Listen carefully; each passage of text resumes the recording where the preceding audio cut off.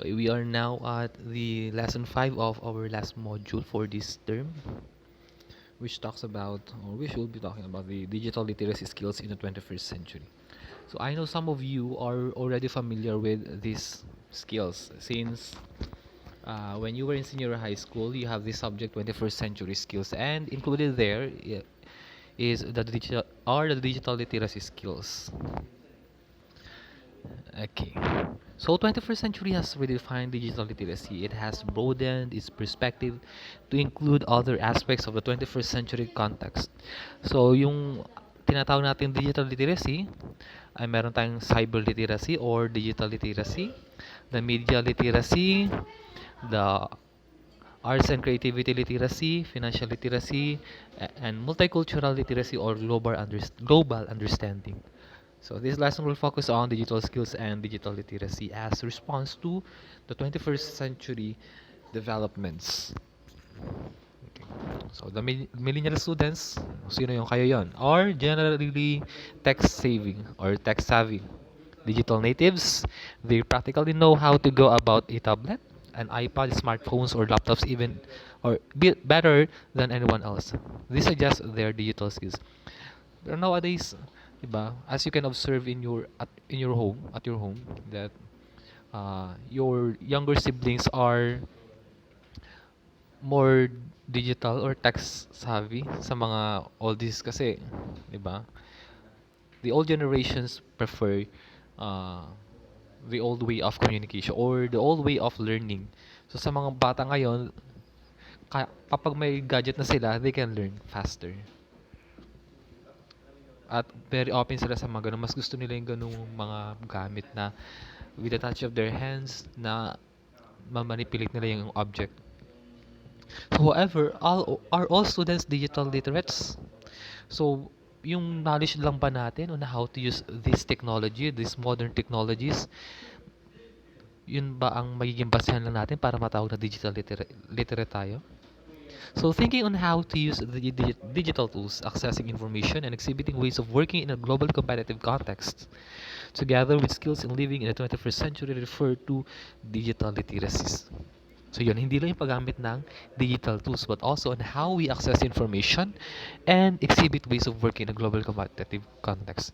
As also stated in our vision that it is higher education institution that develops globally competitive, locally responsive, innovative professionals and lifelong learners. So included na dyan yung vision ng ating or yung definition ng ating 21st century learners. O saan hindi lang dapat tayo excelling in our own local but also we should be globally competitive. Yan. So syempre, for us to attain that vision, we should be a digital literate individual. Okay, what are digital literacies? So these are the individual's capabilities to be able to effectively and responsibly function and perform in a digital society. So, 'di ba, as you can observe, most of the transactions are done digitally or online, virtually, because 'di ba, because of this pandemic. So the term digital literacy was coined by Paul Galster in 1997, and it came from the discussion of the concepts on letter A, visual literacy, when images and nonverbal symbols try to capture the knowledge. So kasi there are some learners who are learning or learn best when they are seeing things. Yung parang may photographic memory. And letter B, technological literacy, requiring one to be able to use technology in addressing a need.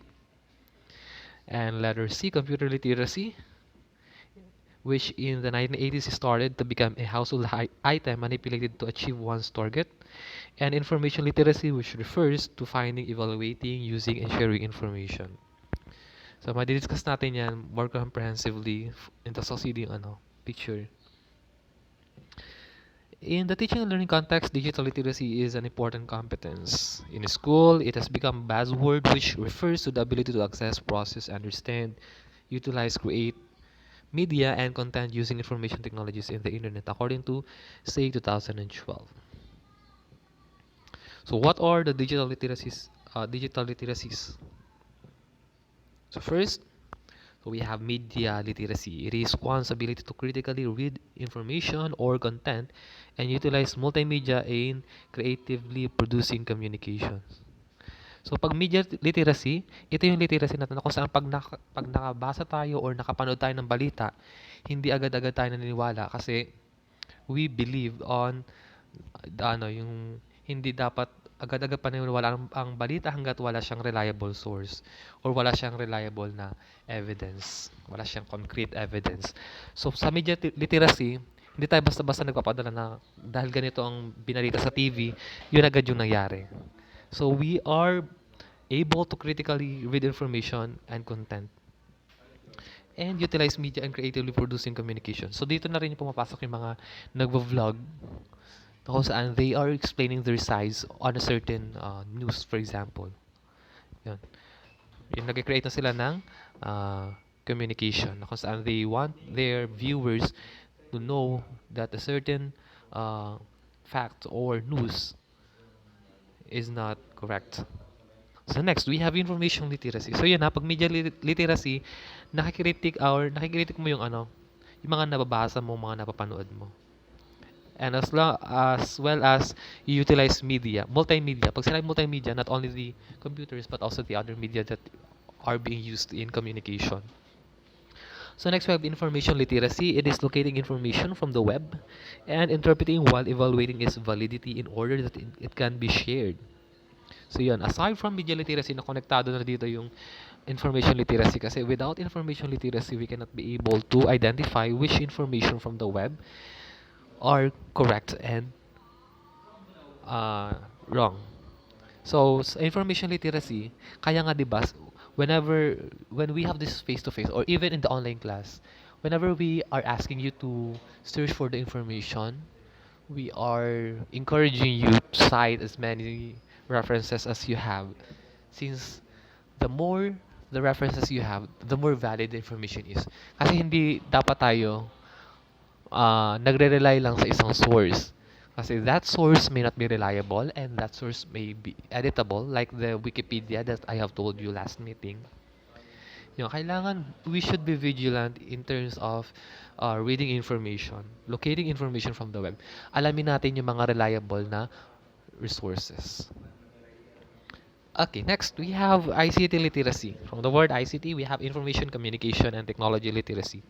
It is knowing how to select and use digital devices, applications, or services to accomplish tasks requiring the use of the internet. So, na-discuss natin yan during the definition of terms in the module 1, remember? So, yan. Ito yung paano natin, yung pagkaalam natin, paano mag-select at gumamit ng digital devices. Sabi ko nga sa inyo, hindi dahil may PowerPoint dyan, gagamitin mo na siya. You should always try to evaluate if that resources may be yung parang necessary in order for you to teach that subject or lesson well. Kasi may ilan na may PowerPoint ka, may TV nga, pero not applicable for your teaching purposes. Ibig sabihin, hindi siya makakatulong in order for you to achieve the lesson objective. So you should be able to have this ICT literacy. Okay, next we have communications and collaboration. Are one's capabilities in being able to participate in the digital networks in the teaching and learning context. Hindi ito yung pagkokopyahan, yung copy-pasting of documents, yung pinasa ng kaklase, ipapasa ng kaklase mo, ipapasa mo rin. So that's why whenever I give you an activity, hindi all the time na I'm letting you do it on Word, but also in yung sulat kamay nyo kasi ayun, dahil sa 21st century, meron na itong communication collaboration skills.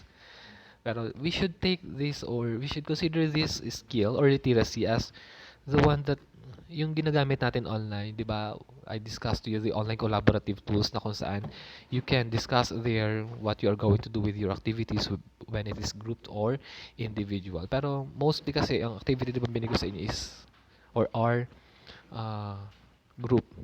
Kasi it would be hard for you to interview your respondents if you're going to do it alone, especially if you're interviewing a group of people. Okay, that's why we need this communications and collaboration literacy. And next, we also have identity management. So it is being able to understand how to ensure safety and security in managing online identity and foster positive digital reputation. So this is one of the activities na binigay sa inyo, which is creating your e-portfolio. Diba? So I let you create your e-portfolio and you are just going to send the link in our Google Classroom for me to be able to uh, access only that information from your portfolio as your instructor. So, so if you want your information to be private, you should have this yan, identity management. Not only yeah, we should not be dealing with someone's privacy. Kasi that is not a good attitude or characteristic of a digital learner. Kailangan we should always consider the privacy of each and every one. Okay. And also, be careful when you are logging in your account in the computer shops. So there are times na nag-run out, alam niyo naman itong Mindoro, laging Pasko. Yung nag-burn out, patay sindi. So when you are logging into your internet, make sure na, yan ako kasi personally, when I am using the internet shop, I see to it that I am logged or naka-open yung incognito window sa Google Chrome. Kasi once na nag-run out and yon, all of the search histories will be deleted. Hindi siya naka-record. So for your safety, always try to access your account or open your accounts in the Google, incognito window. Makikita nyo naman siya doon sa options ng Google Chrome. Okay, next we have learning skills or ways of knowing how to study and learn in technology-enriched environment. This is knowing how to utilize technology and addressing the need to learn effectively. So, hindi lang dapat basta-basta gumagamit ng technology, but also we should always try to realize and understand the importance of what we are using. Like yung pinagawa ko sa inyo ng QR code, di ba? I let you download that app for you to be able to make your or generate your own QR code. And I also let you download its scanner. Siguro na doon na din yun. Yung scanner for you to be able to read what I have sent or what I want to relay to you through that code. And 'di ba, when you have that activity, I know most of you have learned the possible ways on how to teach your students using that app. So that is what we know by or what we mean by learning skills. Next, we have digital scholarship. It is being able to link and participate in professional and research practices. So ngayon, talamak ang mga webinars. So that is one of the practice of digital scholarship. Kung saan yung mga professional research practices, hindi lang dapat tayo uh, although we cannot attend the webinars, yung webinars are the online seminar. So kapag hindi tayo naka-attend doon, we may view the video of that webinar for us to be able to access that webinar even though we are not in the live webinar. One important component of digital literacy is having an in-depth understanding of concepts requiring essential core skills. So these core skills are known as the Cs of the 21st century skills. So ano yung mga Cs na yun? Okay, the four C's of the 21st century skills. So we have critical thinking. So it is learning how to solve problems. So paano kung hindi ako marunong mag-solve ng problems? Hindi lang kasi sa mathematics ang problem. We can also find problems in real life and also in other subjects. Kasi pag sinabi natin problems, ang unang pumapasok sa isip natin yung math. So hindi, kasi we have these real world problems. It is the ability to differentiate facts from opinions and not only just learn a set of facts or figures but also discover these for the sake of knowing what ought to be. So pag critical thinking kasi, you are finding solutions to problems. Di ba sabi nila, madalas na sinasabi, walang problema hindi nasasolusyonan. So therefore, we should develop our critical thinking skills. One of the four C's of, or the C's of, the 21st century skills. Okay, next we have creativity. So require students to think out of the box and take pride in what is uniquely theirs. Creativity encourages students to think beyond the expectations of conventions. Ang kinabahan kasi ng critical thinking, you are isolating yourself sa topic. You are analyzing the content of the topic and then make the possible solutions based on the given problem. Pag creativity naman, you are going to make your own products. You are going to make your own thought. You are going to make your own understanding. So yan, think outside of the box. Pag ang topic nyo is about uh, functions, yan, you should not only uh, isolate yourself from the content of the functions na puro XX lang, puro Y lang, puro variables, puro constants. But also, you should try to uh, require yourselves to think outside of the box by means of paano kailan ba naging function ng relation? Kailan ba hindi naging function ng relation? So yun. By thinking outside of the box, you are developing this creativity. And also when your teacher is asking you to perform certain tasks and you realize that it can be actually integrated to the real life situation. So you may suggest or you may opt to create something that could help you learn the topic being discussed by your teacher. So dito na rin pumapasok yung paggawa ng mnemonic device. So you're thinking outside the box. Okay, next we have communication, which makes students express their ideas in the clearest and organized manner. Through varied modes, face-to-face, technologically mediated, or blended medium, they need to know how to efficiently and clearly convey ideas. So yun. Bakit kasama ito sa one of the 21st century digital literacy? Kasi nga, 'di ba? When you are not understood by your classmate, hindi rin masasagot yung tanong niyo. So communication is very important. Once you have something in mind that bothers you, you may ask your classmates kung hindi nyo siya natin. Kung nahiya kayo magtanong sa teacher nyo or instructor nyo, you may convey your thought to your classmate na kung saan sa tingin nyo makakatulong sa inyo. Okay, next. Paulit-ulit na lang itong mga to. We have collaboration, which happens when students know how to work well with others to accomplish a given task or solve a problem at hand. So kaya nga 'di ba, your last activity, I'm requiring you to interview at one-on-one. Ibig sabihin, one student, one respondent. So that's how collaboration works. Pero hindi dapat, once na natapos na yung pag-interview nyo, natapos na yon. So therefore, wala na kayong gagawin. So hindi dapat, when you are done with your task in interviewing one respondent, you should try to also add some information or things that could make your activity a better one. So that is how collaboration works. Hindi lang sa mga exam, diba? Kasi ang alam nyo lang collaboration sa exam eh. Hindi dapat ganun. Dapat sa mga activities din. Patas dapat. Okay, Lynch 2017 identified 8 digital literacy skills needed to become digital literate. So, according to Lynch, meron tayong 8 digital literacy skills na kailangan natin para matawag na digitally literate. So, ano yung una? So, we have first the coding, which is a universal language. Basic understanding of HTML, CSS, and the like will create a shared understanding of what we can be done or what we can done with the web, what we can do with the web pages.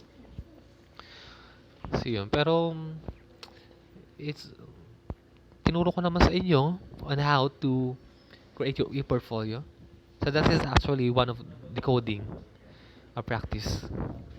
And also yung yung paggamit ng QR code. Yan, kasama siya doon. And next, we have collaboration. The use of Google Docs, among others, allows students to begin experimenting with effective online collaboration. Google Docs, example nito yung Google Form. Yan, di ba sabi niyo, sir, bakit mali itong ano ko? Bakit mali, tama naman yung sagot ko? Pero, di ba, some of the problems encountered are basically technical problems. Yung sa mismong Google Form, nagkakaproblema. Or minsan, sa type ng teacher or paggawa ng teacher dun sa mismong Google Form. Okay, next we have cloud software. This is an essential part of the document management. The cloud is used to store everything from photos to research projects to term papers and even music. So, yung sa ano dito, tinatawag din natin yung sa ano. One of the examples of cloud software is the Google Drive, where you can save your work permanently. And please take note that once you use this Google Drive, once you are storing something, yung storage ng inyong Google Drive ay lumalaki. And kapag nagbura kayo ng files sa Google Drive, expect nyo na within 30 days, once you did not retrieve it, mawawala na siya forever. Oh, sad. So yun. Again, one of the examples of cloud software is the use of the Google Drive. Okay, next we have word processing software. We have the Google Microsoft Online Dropbox and available for storage and management solutions. So alam nyo na yan. Next we have screencasting. It's a video recording using the computer screen and usually includes an audio. On the other hand, when you take a picture on the screen of your computer, it is called print screen. So, ang pinaibahan ng print screen sa screencasting, gumagalaw yung nasa computer. Pag print screen, static siya. So, once you take a picture of the screen of your computer, it is called print screen. So, both can be used in explaining topics as well as providing a visual support to clarify what you are thinking. So, itong ginagamit ko sa inyo ngayon is this is an example of print screen. Or sa phone naman, screenshot. While the print screen is a picture, the screencasting is a video screen capture, which is a great way to share ideas and is easy to use for novice video creator. So ito yung ginagawa ko ngayon, this is actually screencasting. But before I have this screencasting, ano muna ako, print screen. Yan. I to share to you the contents of this lesson. Next, we also have personal archiving. So students should, ano ba archiving? Archiving na yan. So students should be taught the concept of metadata, tagging keywords and categories to make them aware how are they represented online. So yung ginawa ko sa inyo kaya, personal archiving yung paggamit ng Google Drive, kung paano mag-delete, kung paano mag-store ng data, and how to input passwords in your document. So that is personal archiving. Pero most of you I know, hindi gumagamit ng password sa mga documents. Ako rin personally hindi kasi wala namang itatago dun sa ano. At ako lang alam ko ako lang makaka-access ng information na ginagawa ka. Pero mostly kapag that is very confidential, you should always try to make your password with with the document for ano na rin privacy para hindi siya mag-leak. So ito yung ginagawa ng most countries or modern countries. Even yung mga IT people, syempre alam nila yan.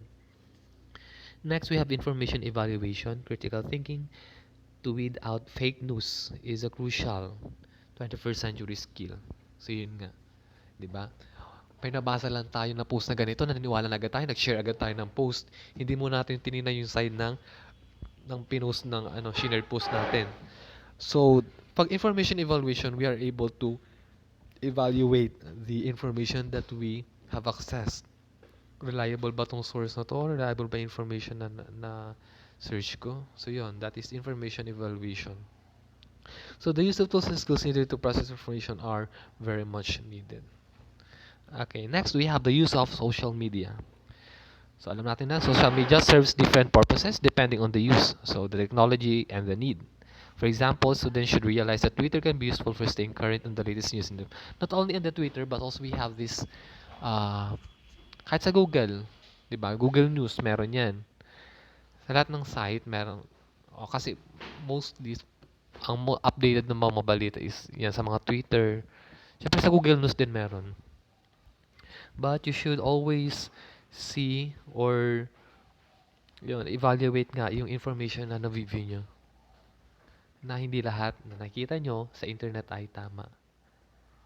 Kaya sabi nila, think before you click. So, bago mo i-share yan, make sure na reliable yung sinishare mo. Make sure na totoo yung sinishare mo. Kasi mamaya, pwede kang kasuhan if ever na na-offend mo yung laman ng post na sinare mo. Okay? And for the last slide, so we have the difference between digital skills and digital literacy. So, digital skills, sending an email or text.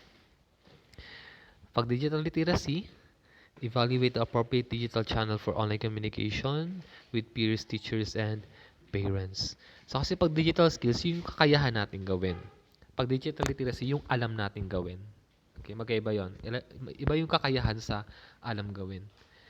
So, pag nag-send ka ng email or text, dapat alam mo rin kung dapat pang isend yun. Tama, kailangan i-evaluate mo muna yung nilalaman ng iyong email or text. Kasi one word could kill a person, di ba? At marami na nakaprove niyan dahil lang sa isang word or isang sinabi ng tao, namatay siya. Okay, next we have using Microsoft Office or Google. Ito yung digital skills. Pag digital literacy, you can identify the benefits and drawbacks of each digital tool. Alam mo yung mga disadvantages, yung mga drawbacks, yung mga kahinaan ng mga ginagamit mo. Evaluate critically which tool is most effective for the project at hand.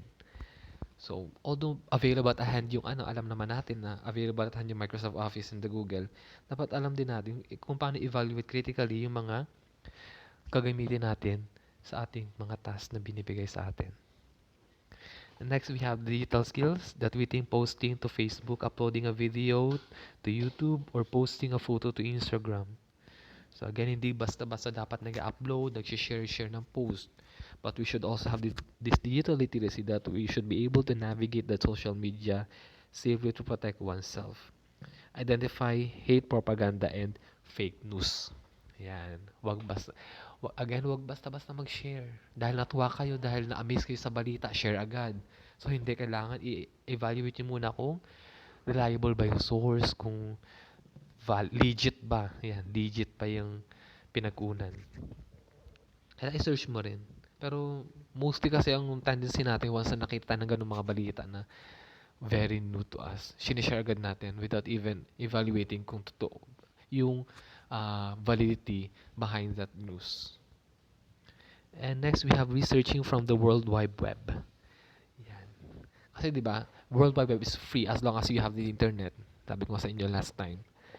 So, pag digital literacy, we should be able to evaluate the information online. Is the site legitimate? Is the author an expert? Is the information current or dated? Ano yun? Hindi na mabasa. Yan. So kapag pag nagre-research tayo from the World Wide Web, we try to make sure na kailangan yung mga author, expert, hindi naman expert kasi minsan tinatanong din natin, sino yung ganyan? Sino yung author na yan? Yung mga instructor namin before, when I was still in college, they're asking who that person is when we cite that author in our presentation in the PowerPoint pag nagre-reporting kami. So make sure na kahit pag di siya kilala, you can be able to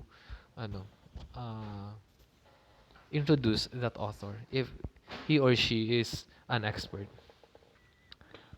At ito din, may issue din kasi 'di ba sa paggamit ng Wikipedia, since Wikipedia is an editable site.